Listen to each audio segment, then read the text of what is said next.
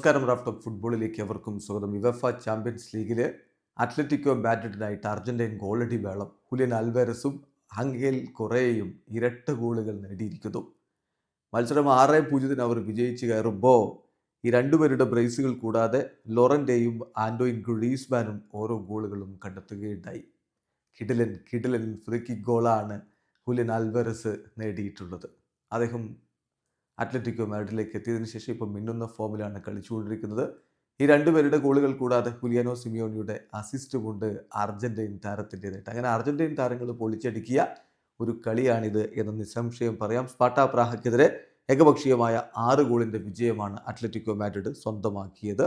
Sparta പ്രാഹയുടെ മൈതാനത്ത് വെച്ച് നടന്ന മത്സരത്തിൽ അത്ലറ്റിക്കോ മാഡ്രിഡിന്റെ മുന്നേറ്റങ്ങൾ നയിച്ചുകൊണ്ട് ഹുലിയൻ ആൽവാരസും സോർലോത്തുമാണ് ആദ്യ 11-ൽ കളിക്കളത്തിലേക്ക് ഇറങ്ങിയത്. റോഡ്രിഗോ ഡീപോളും അതുപോലെ ജിയോവാനി സിമയോണിയുമൊക്കെ അവരുടെ ആദ്യ 11-ൽ ഉണ്ടായിരുന്നു. മത്സരത്തിൻ്റെ 15-ാമത്തെ മിനിറ്റിൽ ഒരു കിടിലൻ ഫ്രീ കിക്കിലൂടെ ഹുലിയൻ ആൽവാരസ് ടീമിനെ മുന്നിലെത്തിച്ചു. ഗോൾ കീപ്പർക്കൊന്ന് അനങ്ങാൻ പോലും കഴിയാത്ത വിധമുള്ളൊരു ഷോട്ടാണ് വന്നത്.